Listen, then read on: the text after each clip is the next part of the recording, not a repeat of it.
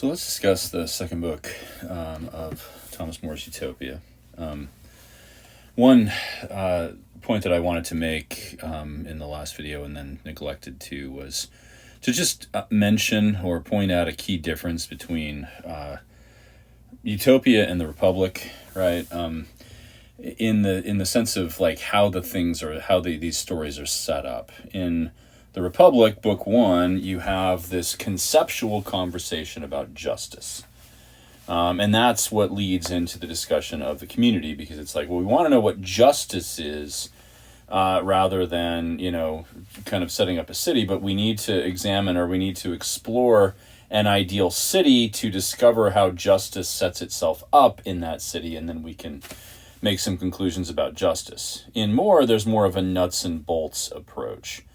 It's like, okay, there's this guy named Raphael Hifliday. He has been to this place called Utopia. They have a really great system that works beautifully for them. And, let's talk about the details of that. And that's really what happens here in the second book. There are a lot of points that we could make about this. I've narrowed it down to 8 things that I would like to discuss, and I need to do them quickly because I don't want this video to run on too long.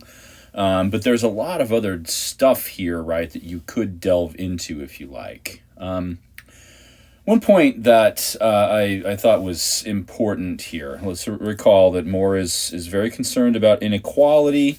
He's concerned about the injustice of the justice system, that it punishes people too severely, and that is indicative of a society where injustice exists in the first place, where there are these great inequalities. People who are super wealthy don't have to work and can spend their days in idleness, and everyone around them is idle, even their servants are idle, whereas people who are not so lucky to be born into wealth end up scraping by and often turning to lives of crime. And so we shouldn't punish them so severely because their circumstances dictate their behavior, right? Can we come up with a society where those problems don't exist because the society itself, mitigates or completely does away with the problems of inequality and injustice? And that's really what Utopia is.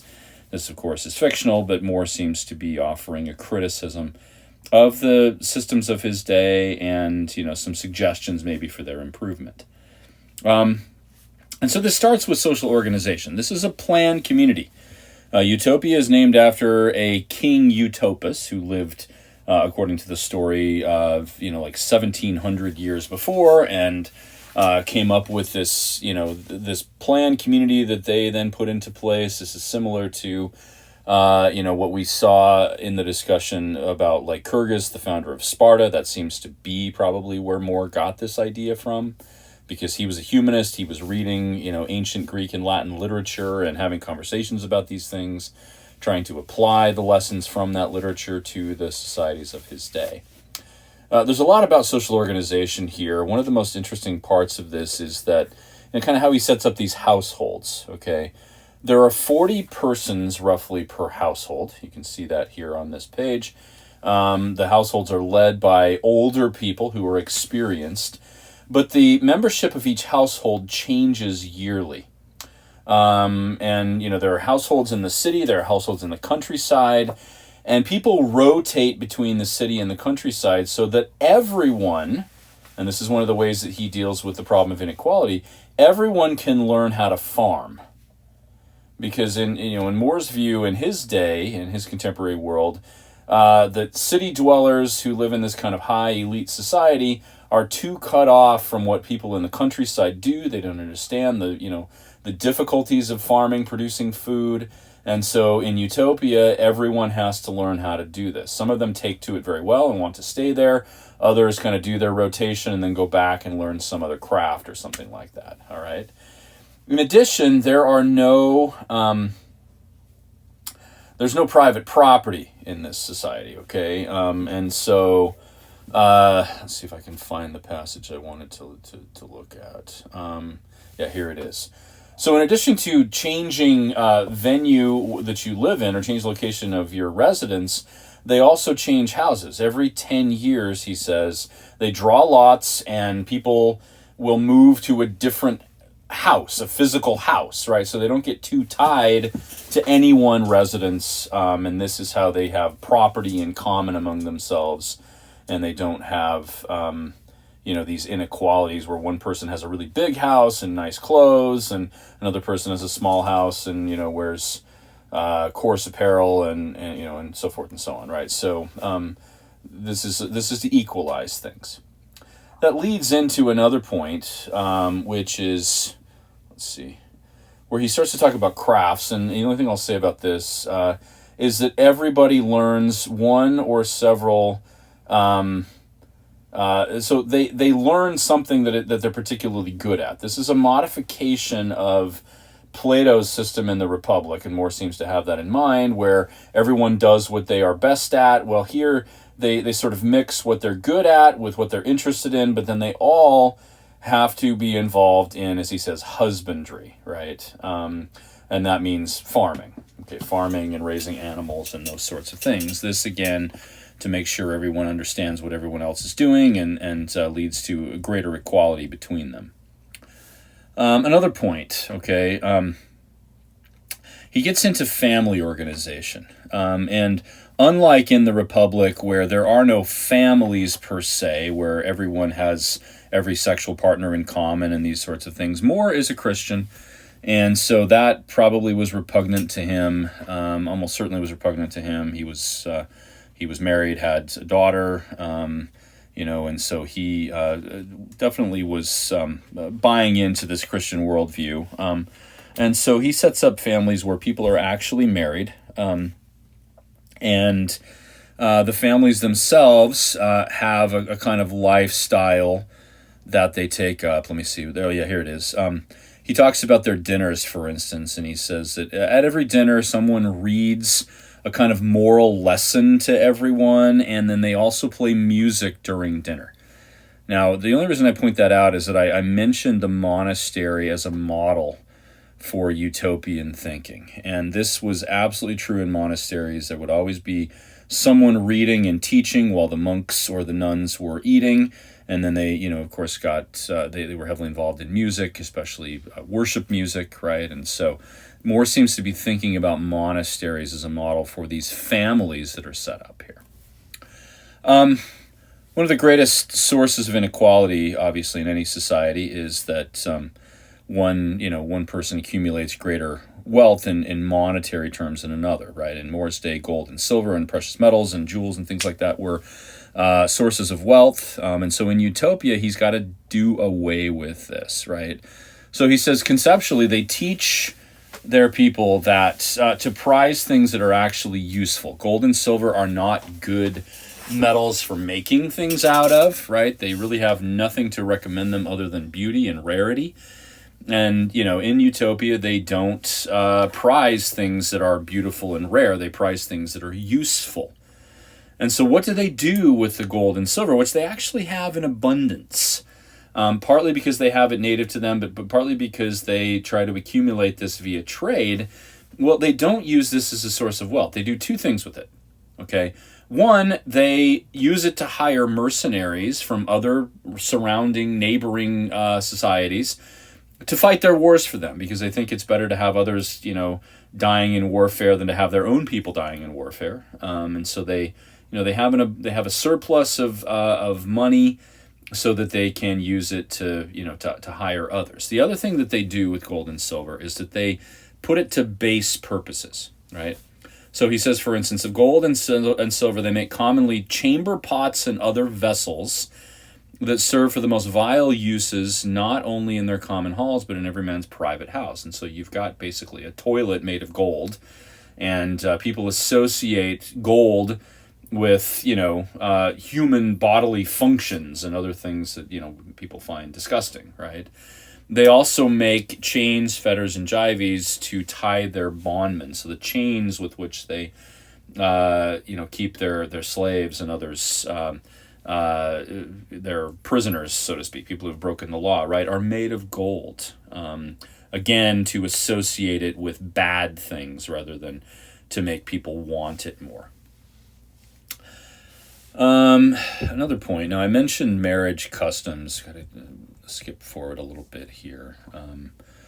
There's a whole section on marriage, and again, as I said, More was a devout Christian, a Catholic specifically. Was later although he was a critic of Catholicism, he was also, in the coming years after Utopia, a staunch opponent of Protestantism, a critic of Martin Luther and others. And so, he was Catholic, and so he, believed in the Christian doctrine of, sex within marriage and those sorts of things, right?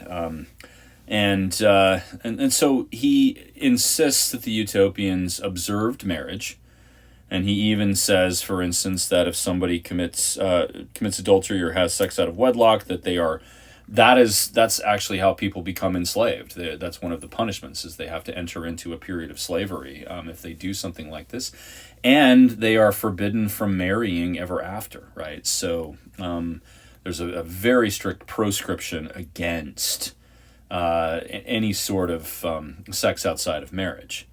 But at the same time, and here he seems to be adopting classical models, and taking his cues from ancient Greece and ancient Rome. The marriage partners are married actually rather late for the day, right? Women not before they're 18 years old, and men should be at least 4 years older, meaning 22, I guess. And so that's one of the things that, again, this seems to be a criticism of marriage customs during his day, where often teenage girls were married much earlier than 18, and he thinks that people have to be mature to do this, right?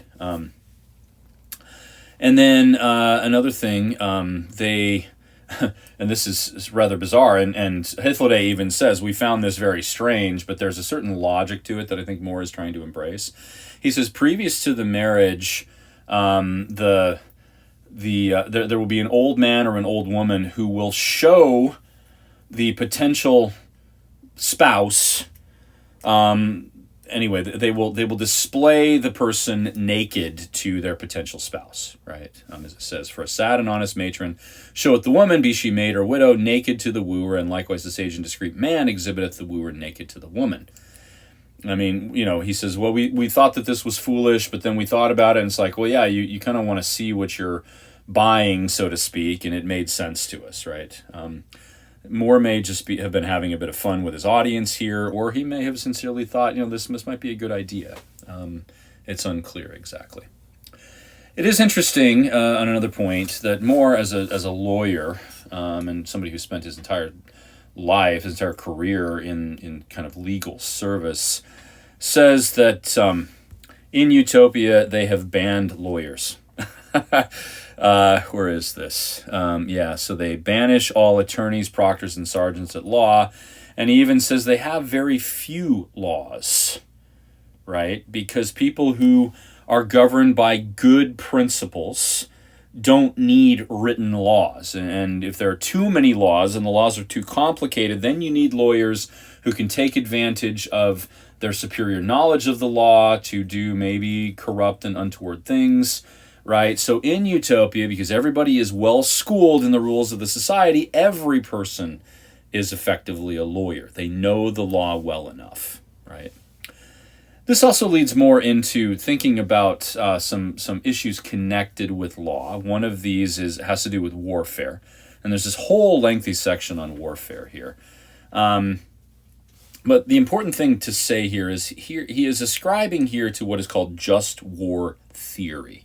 Okay, and this is something that went back more than a millennium, back to figures like St. Augustine, who wrote in the 4th and early 5th century, which, and this was in a Christian context, of course, where these philosophers were contemplating, like, okay, is it okay to fight? As a Christian, is it okay to fight? Under what conditions should one be able to fight? And it seems the people of Utopia are living according to just war theory, because they only fight if they are attacked, on the one hand, as it says, in defense of their own country, or if they are to deliver from the yoke and bondage of tyranny some people that be therewith oppressed, right? So they can go to war to help their neighbors who may be subjected to oppression by others, or they can do it to defend themselves. But for the most part, and then the utopians, when they fight, they don't like violence. They're not happy when they have to shed blood. It's only when absolutely necessary. They normally hire others to do this, and they don't oppress people whom they conquer either. A final point, Morse says these people are not Christian. I mean, obviously, this is an issue that he had to get around, right? He said, but they have good religion that teaches true things. And then he even says, after they heard us speak of the name of Christ, of his doctrine, laws, and miracles, and so forth, right, you will not believe with how glad minds they agreed unto the same. And so the Utopians, when they heard these Europeans talk about Christianity, were very interested. They wanted to know. And this is something that was fairly common in the early years of these voyages of exploration, is this notion held by Europeans that the peoples of these far-flung places of the world were, and this is called the myth of the noble savage, right? Often good and innocent people who just needed to learn about Christianity, that they would convert en masse to this. So, for More, the Utopians seem to be a kind of noble savage, ready to embrace Christianity. Columbus had the same kind of confidence. Many others did as well, right? But then this gives More an opportunity to talk about the religion of Utopia in ways that are critical of the Christianity of his day, specifically of the Catholicism of his day. He and Erasmus and these other humanists in Northern Europe wrote, to each other, had conversations with each other about the problems of the Catholic Church. This was before, mind you, before Martin Luther, offered his pointed criticisms. But they were already critical of that. And even though More didn't embrace Protestantism eventually when it showed up, he was pretty critical of Catholicism and at least of the practices of his day. And Utopia, gives him a chance to say, look, these people aren't even Christian, and they are more religious, they are more moral than we are. All right. So hopefully that gives you a good sense of what's in Book 2. There's a lot here. In an analysis paper, you need to pick up some points to discuss and contextualize, right? So I've given you hopefully several possibilities of things that you can analyze. Right? Thank you.